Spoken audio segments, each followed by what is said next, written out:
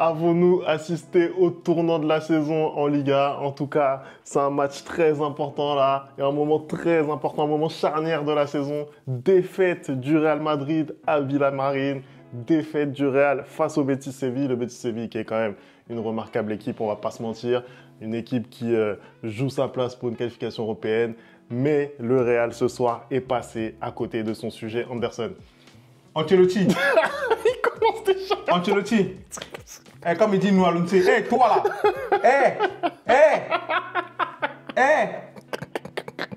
Vas-y, c'est mieux, je parle pas. Non, c'est mieux, je parle pas. La vidéo, elle va être démonétisée tout de suite. C'est mieux, je parle pas. Vraiment. C'est incroyable. Mais t'inquiète pas. Il n'y a que les montagnes qui se croisent pas. Moi, c'est tout ce que j'ai à dire. T'inquiète même pas. Bon, tu vas nous parler un petit peu du match, Anderson, parce que on sent que t'en as gros sur la patate. Hein. On n'oublie pas de liker, on n'oublie pas de s'abonner, vous connaissez déjà. Et on envoie le générique, c'est parti.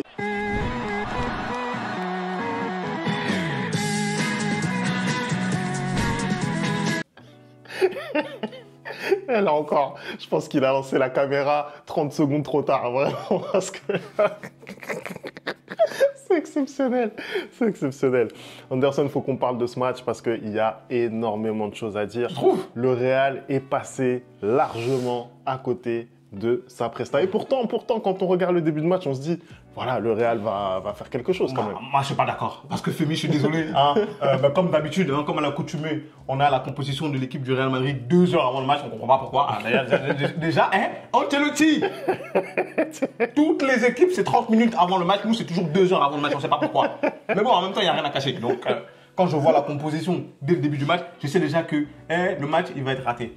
Comment tu veux faire quelque chose dans une équipe où, en latéral droit, tu as Lucas Vazquez et en latéral gauche, tu as Ferland Mendy? Non. Non, ne t'amuse même pas. Aujourd'hui, ne t'amuse même pas, Femi. Aujourd'hui, là, la chaîne va se gâter tout de suite. Ne t'amuse même pas. Tu sais quoi? Je vais faire le débrief tout seul. Ne parle même pas. Voilà, non, ne parle même pas.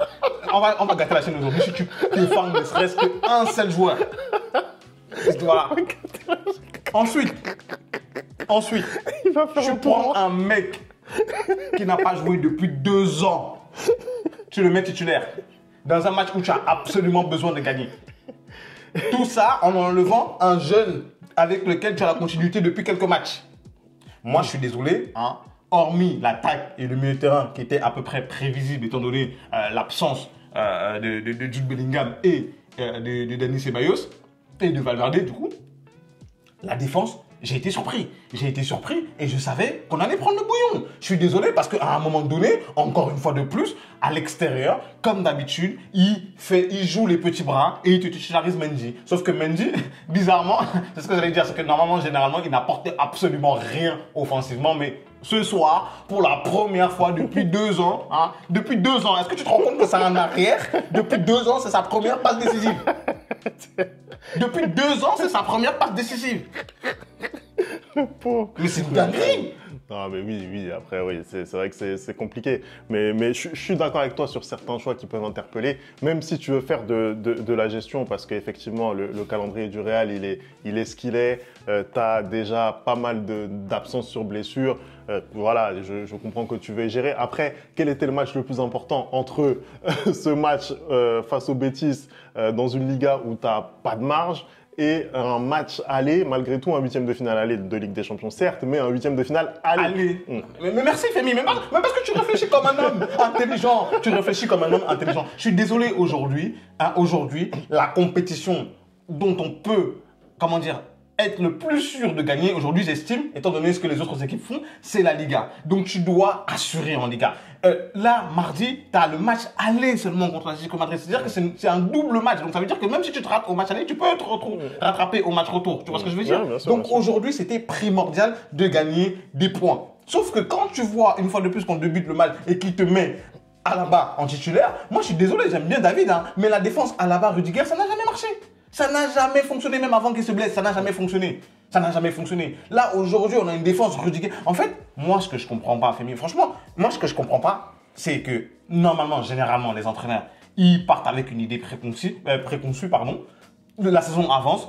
Et si leur idée elle est bonne, ben, ils continuent avec. Mais quand ils voient que leur idée n'est pas bonne et qu'ils testent d'autres choses et que ça marche, normalement tu es censé continuer avec ce qui marche. En fait, Ancelotti, j'ai l'impression que le match précédent ne sert à rien. Avec Ancelotti, à chaque fois, j'ai l'impression que le match d'avant ou les matchs d'avant ne lui ont pas permis d'apprendre quoi que ce soit parce que, encore une fois, avec cet entraîneur, il n'y a aucun joueur qui joue au mérite. Il n'y a aucun joueur qui joue au mérite. Encore une fois, avec cet entraîneur, ce qui joue, c'est le nom. Parce que comment tu peux m'expliquer qu'à la base, après 2 ans sans jouer, hein, après une grosse blessure comme ça, vient être titulaire devant Raúl Asensio? Après tout ce que Raúl Asensio nous montre depuis le début de la saison. Sur un match comme celui-ci, encore une fois. Sur un match comme celui-ci, où tu dois absolument gagner. Donc ça veut dire que soit tu n'as... En fait, quoi qu'il arrive, c'est pas bon pour lui. Parce que ça veut dire que soit tu n'as pas pris l'adversaire en face à sa juste valeur, hein, parce que ce qui serait une erreur professionnelle grave, parce que ça fait quand même 4 ans, 3 saisons qu'on n'a pas gagné dans leur stade. Donc, c'est pour te dire quand même l'équipe, même si tu les as battus au match aller 2-0. Soit, ça veut dire que, en fait, tu es juste incompétent. Parce que je suis désolé, à quel moment tu peux mettre Raúl Asensio, après les dernières performances qui te sortent, sur le banc? Je suis désolé, c'est pas possible. Aujourd'hui, si tu veux absolument mettre Alaba, tu m'enlèves Lucas Vazquez. Parce qu'on a vu le match que Lucas Vazquez a fait ce soir. Il ne s'est pas centré une fois. Il a eu le dernier ballon. Vous avez vu ce qu'il a fait? Vous avez vu ce qu'il a fait sur sa dernière balle d'attaque? C'est le pire joueur du Real Madrid de tous les temps. C'est le pire joueur du Real Madrid de tous les temps. Je suis désolé. Que ce gars-là ait 5 Ligues des Champions ou 6 Ligues des Champions, c'est une anomalie. Si tu veux mettre Alaba ce soir, tu le mets côté droit. Bon, dans tous les cas, on a bien compris que la compo te posait un gros problème. Malgré tout, dans cette équipe, on avait une ligne d'attaque type Vinicius Junior, Rodrigo, Mbappé. Et je suis désolé, la presta d'ensemble du Real Madrid, au-delà des cas individuels, elle est insuffisante. Moi, je suis désolé. Mais c'est simple. Tu as totalement raison. Le seul joueur ce soir qui a été bon, c'est Modric. Tout le reste, c'est 0. Non. Tout le reste, c'est 0. Et alors, les 3 devant, je vous jure que la dernière fois que j'ai vu des gens aussi transparents et invisibles que les 3 de devant, c'est quand il y a eu, comment ça s'appelle, SOS Fantôme qui est sorti. Hein? C'est quand j'ai regardé Harry Potter et qu'il y avait des portraits, les portraits fantômes là, qui se baladent. C'est la dernière fois que j'ai vu des gens aussi invisibles. Parce que ce soir, je suis désolé, la prestation de Vinicius, elle est à gerber. Elle est hideuse. Elle est laide. J'ai pas envie de dire des gros mots. Non, aujourd'hui je me contiens. Elle est juste... Non, elle est à vomir, la prestation de Vinicius. Et ça me confirme, en fait. Ça me confirme ce que je pense, parce qu'il y a beaucoup de gens qui me disent que, en fait, il faut donner les clés de cette équipe à Mbappé, il faut donner les clés à Rodrigo. En fait, ce soir, ce match-là confirme bien que quand Vinicius n'est pas bon, ce Real n'est pas bon en attaque. Ça confirme ce que je pense.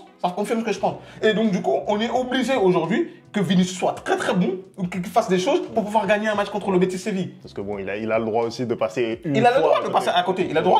Mais sauf qu'il est passé à côté. Mbappé est passé à côté. Parce que je suis désolé, il fait une très belle passe pour Mendy, une très belle ouverture. Mais dans son match, techniquement, je revois le Mbappé du début de la saison. C'est-à-dire que le nombre de passes qu'il a raté, le nombre de mauvais choix qu'il fait, à un moment donné, il se retrouve 2 contre 2. Lui, Vinicius, contre 2 défenseurs contre les défenseurs du Betis Séville. Et Marc Bartra, c'est quand même Marc Bartra qui est devant lui. Non seulement, c'est Marc Bartra qui est devant lui, en plus, il est au sol. Et Kylian arrive quand même à aller s'empitrer devant lui, sur lui. Mais je ne comprends pas. Joue une 2 avec Vinicius. En fait, et Rodrigo, pareil. Rodrigo, ce soir, il n'est pas bon. En fait, la ligne d'attaque, ce soir, ils sont nuls. Et je blâme plus Vinicius parce que pour moi, c'est lui qui doit porter cette équipe-là. Hein. Je préfère encore quand il fait des matchs où il est énervé, qu'il est bourrant, parce que franchement, ce soir, il est invisible, en fait. Et tu vois que finalement, c'est quand il a son vrai caractère en deuxième mi-temps, il est bon. Donc, Vinicius, prends des cartons jaunes. Mais fais-moi des matchs, en fait. Parce qu'il n'y a rien à dire. Je suis désolé, hormis Modric.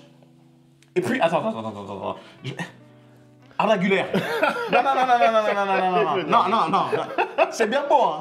C'est bien beau de vouloir jouer, mais quand on te donne ta chance au match en coupe, t'es 0. Et là, ce soir encore, non, parce que j'ai dit, justement, parce que j'ai dit tout le temps que, Ancelotti, il abuse de le faire rentrer tard. Non. Ce soir, il est rentré au bon moment. Il est rentré au moment où on avait besoin de lui. Il est rentré au milieu de terrain. Il a été calamiteux. Son match, c'était nul. Je suis désolé, techniquement, tactiquement, c'était nul. C'est-à-dire que le gars, il n'a même pas réussi à peser sur la rencontre. Moi, je le dis, dès ce soir, on peut... C'est fini. Laissons la Liga, laissons. Alors, on a qu'à aller se concentrer sur la Ligue des Champions parce qu'apparemment, il n'y a que quand ils entendent la musique de la Ligue des Champions qu'ils arrivent à se transcender. Je te l'avais dit, hein, que la prestation qu'ils avaient fait contre City, tu n'allais plus la revoir en Liga parce que c'est des mecs, en fait. Ce soir, ils avaient pas envie. La victoire du Betis Séville ce soir, elle est méritée à 400%. 400%, il n'y a rien à dire. 400%, elle est méritée. Il n'y a rien à dire. Mais pour moi, c'est ça le plus inquiétant. C'est tu joues quand même un titre en Liga, tu vois ce que je veux dire? Là, on est sur un suspense de fou dans cette fin de championnat. Comment tu fais pour ne pas être motivé? Je te pose la question parce que là, en fait, encore une fois, ce que j'ai vu du Real Madrid aujourd'hui, honnêtement, je les vois quand même bien démarrer. En première mi-temps, je vois quand même 15-20 minutes très intéressantes. 10 minutes. Je les vois quand même, voilà, les 2 tiers du temps avec la balle. Je les vois qui récupèrent. Ils font un très bon contre-pressing sur cette équipe du Betis. En fait, je comprends pas comment la machine s'est déréglée. Mais tu sais comment elle s'est déréglée? Comme d'habitude, depuis que Ancelotti est là. À savoir, et non, mais en fait, c'est même pas Ancelotti, pardon. Je vais pas mettre tous les mots de cette équipe sur toi. En fait, le Real Madrid a un mal. C'est que dès qu'ils marquent, ils arrêtent de jouer.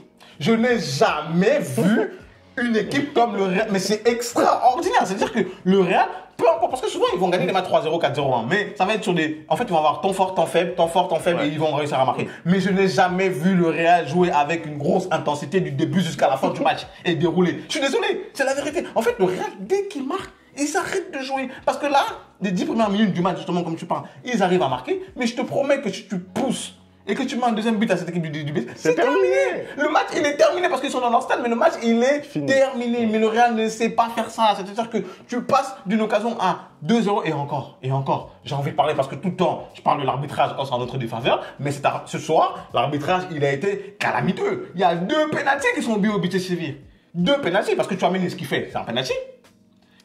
La faute qu'il fait dans la surface, pour moi, c'est un penalty largement. Je suis désolé.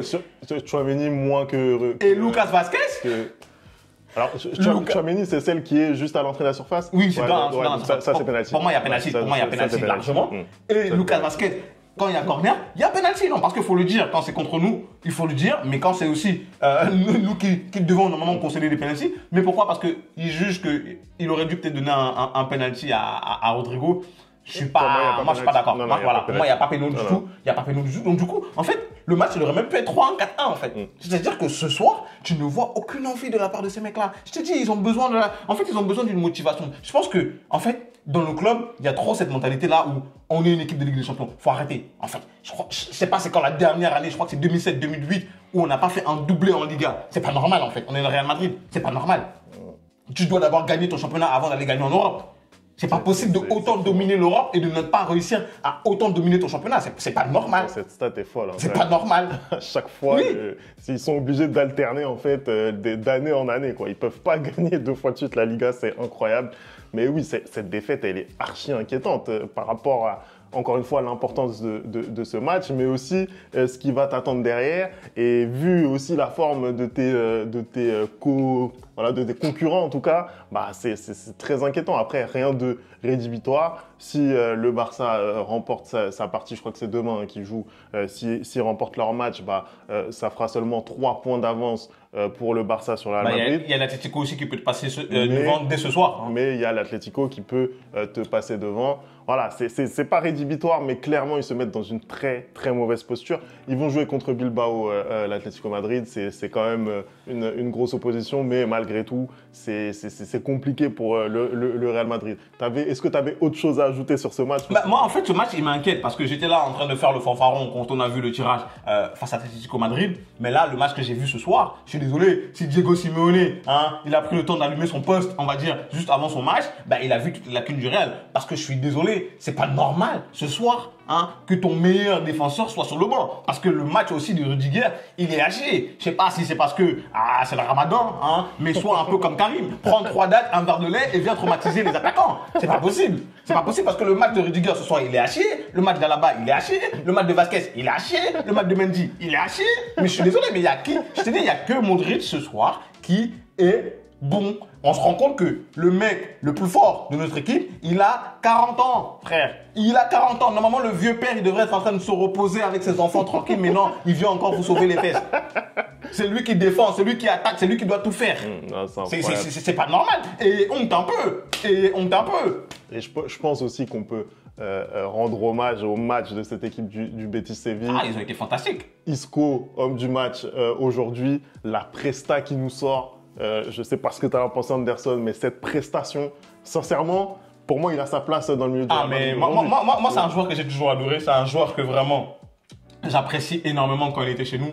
Il nous a toujours régalé. Il a toujours. En fait, c'est un joueur. En fait, ça, c'est des joueurs balle au pied. Tu sais que voilà, ça, c'est un footballeur. Non, tu vois ce que je veux dire ou pas? C'est le beau jeu, c'est la qualité et la prestation qui sort ce soir. Et puis même le penalty qui tire. Courtois, il va du bon côté, hein, mais c'est tellement bien tiré. C'est tellement techniquement parfait que bah, ça rentre tout simplement. Il mérite. Et puis les gens qui sont pas contents parce qu'il a célébré, célèbre Isco, célèbre. Pourquoi tu vas pas célébrer en fait? On t'a pas chassé parce qu'il est parti quand même en bon terme avec le Real Madrid, contrairement à d'autres joueurs. Mais le match de ce soir que Isco il fait, c'est juste magnifique. Hein, cette équipe du Betis, elle n'a pas démérité. Comme je te dis, encore une fois, elle aurait même dû gagner 3-1, 4-1 face à ce Real Madrid qui était amorphe. Hein. Je pense que c'est vraiment le terme ce soir. C'était une équipe qui n'avait... Je ne sais pas si elle n'avait pas envie de jouer, elle n'avait pas les moyens de jouer, mais en tout cas, elle n'a pas du tout fait photo face au Betis Séville. Hein. C'était un non-match de la part de Madrid. Et moi, je suis désolé, hein, je le redis encore une fois, le principal responsable ce soir, c'est Carlo Ancelotti. Bien évidemment, les joueurs ont une part de responsabilité parce que c'est eux qui sont sur le terrain. Mais dès le départ, quand tu regardes la compo, tu sais très bien que on ne peut rien faire. On va, tu sais très bien qu'on va prendre des salves et des salves et des salves parce que c'est une très très bonne équipe du Betis qui était quand même sur 2 matchs, 2 victoires de suite et là qui du coup en grand sa 3e victoire de suite. J'ose espérer que quand mardi l'hymne de la Ligue des Champions va retentir, on va voir une autre mentalité, on va voir d'autres joueurs. Mais qu'est-ce que ça va être compliqué de jouer de l'Atlético sans Jude Bellingham, sans Dani Ceballos et possiblement sans Valverde parce que Valverde aussi est blessé. Parce que tu vois que quand ces trois-là manquent, en fait, il n'y a rien dans cette équipe. Il n'y a rien. Et en plus, si Vinicius n'est pas dans un grand soir, il n'y a rien du tout. Il n'y a rien du tout. Donc, vas-y. J'ai même pas envie de parler. Pour moi, ce soir, la Liga, c'est terminé. C'est terminé. Et si c'était pas qu'on devait faire les débriefs pour la chaîne, moi, je regarderais même plus cette équipe jouer. Vrai. Je vous l'ai dit depuis le début de la saison, je regarderais plus cette équipe jouer. Parce qu'elle me fait pas plaisir. Elle me fait plaisir une fois tous les 10 matchs. C'est ça le football. Je suis obligé de regarder, de me taper des matchs du PSG pour apprécier le football. On en est là? Allez, vas-y, moi je quitte. Vas-y, moi je pars. Moi je pars. C'est incroyable, vivement de... Allez, merci d'avoir regardé cette vidéo. On n'oublie pas les bonnes habitudes, @le replay foot. Et on se retrouve très très vite pour une nouvelle vidéo. Ciao!